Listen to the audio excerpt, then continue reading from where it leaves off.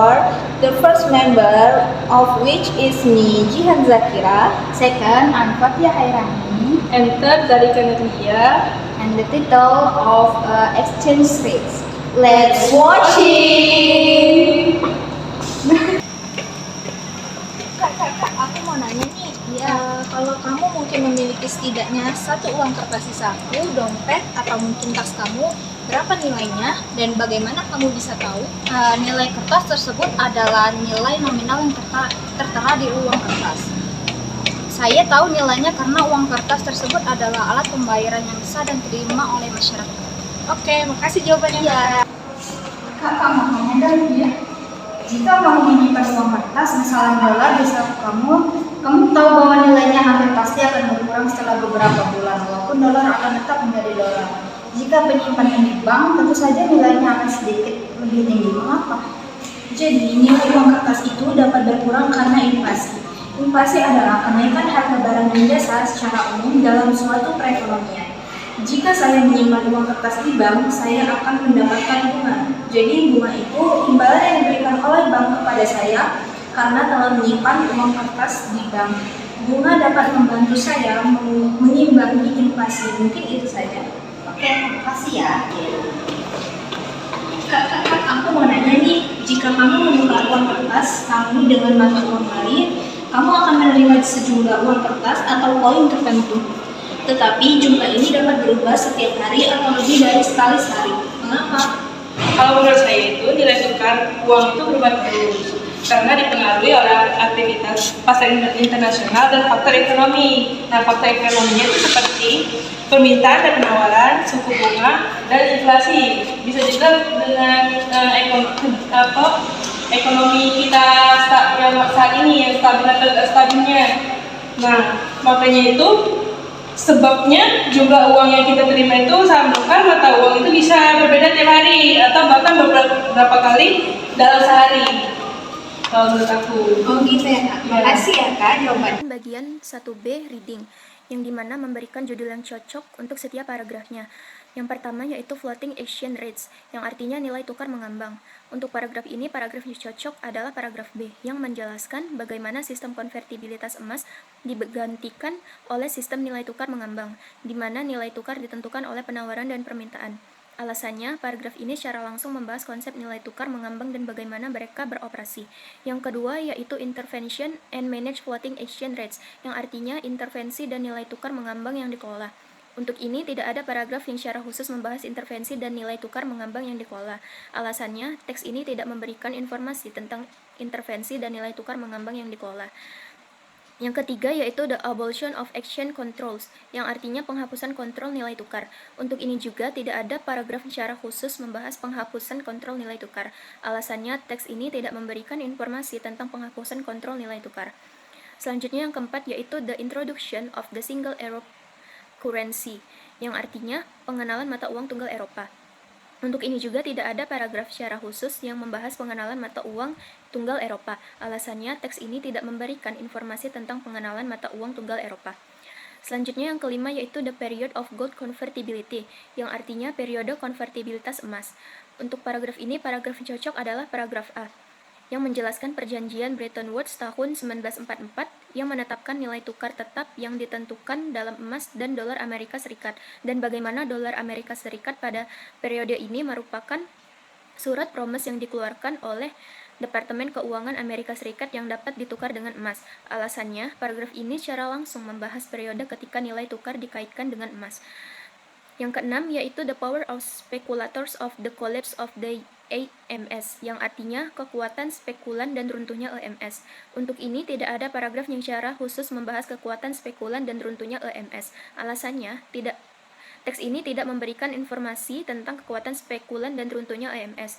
Dan yang terakhir yaitu why many business people would prefer a single currency, yang artinya mengapa banyak pelaku bisnis lebih memilih mata uang tunggal. Untuk ini, tidak ada paragraf secara khusus untuk membahas alasan mengapa banyak perilaku bisnis lebih memilih mata uang tunggal. Alasannya, teks ini tidak memberikan informasi tentang alasan mengapa banyak pelaku bisnis lebih memilih Di sini saya Jihan Zakira akan menjawab bagian yang 1C, yaitu comprehension true or false. Nomor 1, Konversi emas ditinggalkan karena terdapat terlalu banyak emas. Jawabannya adalah false. Alasannya mengapa? Konversi emas ditinggalkan karena AS tidak memiliki cukup emas untuk menjamin dolar setelah inflasi, bukan karena emas terlalu banyak. Soal nomor 2. Sekarang tidak mungkin lagi menukarkan dolar dengan emas. Jawabannya adalah true. Alasannya, sejak tahun 1971, sistem tukar dolar emas dihentikan sehingga dolar tidak bisa lagi ditukarkan dengan emas.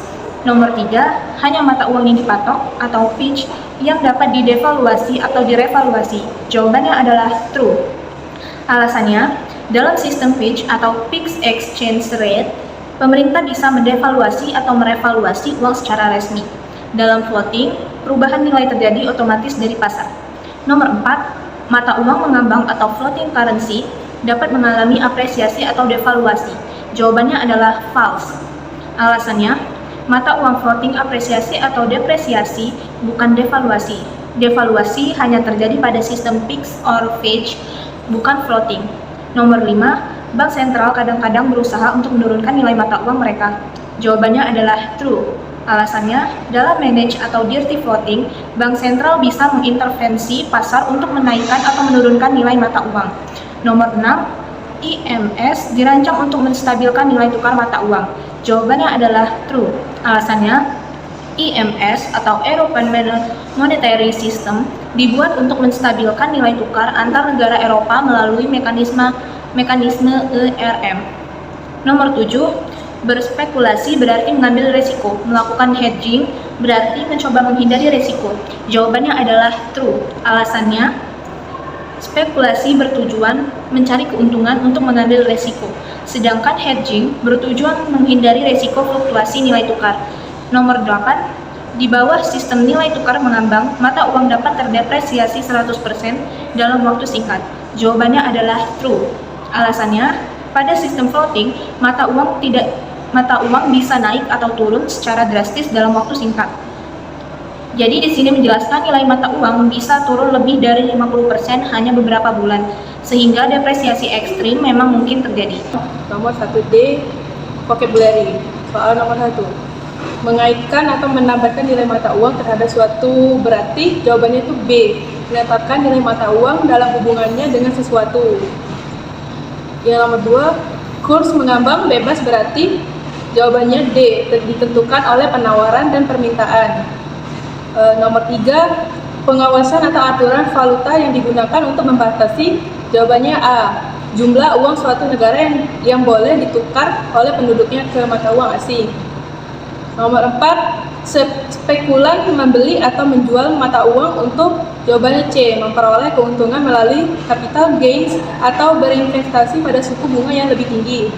Nomor 5, kekuatan pasar berarti jawabannya E. Penentuan harga oleh penawaran dan permintaan atau jumlah yang tersedia dan jumlah yang dibeli atau dijual.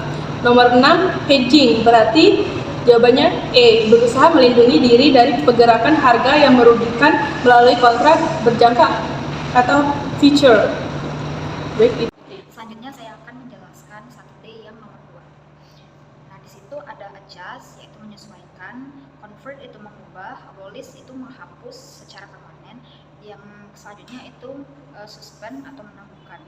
Selanjutnya ada fluctuate itu berfluktuasi atau naik turun, dan diverge itu menyimpang atau menjauh dari normal.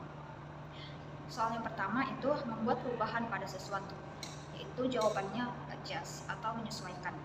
Yang selanjutnya mengubah sesuatu menjadi sesuatu yang lain, itu jawabannya convert, yaitu mengubah.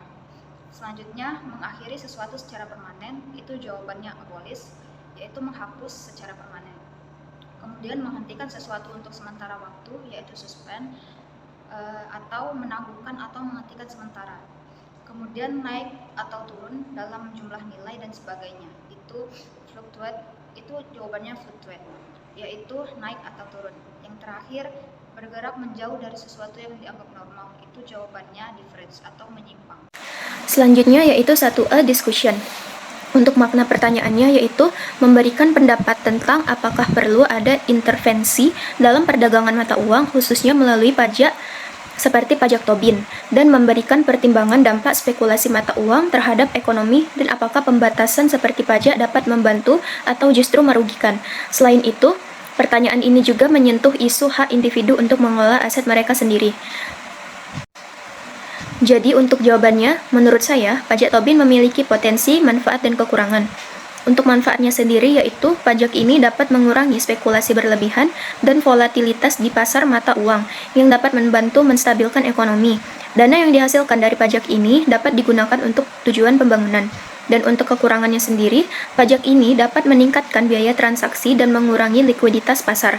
Selain itu juga, ada argumen bahwa pajak ini melanggar hak individu untuk mengelola aset mereka sendiri. That's all from our presentation about exchange rates. We hope you enjoy and we think just enough. Thank you for watching and for your attention. Bye Bye-bye.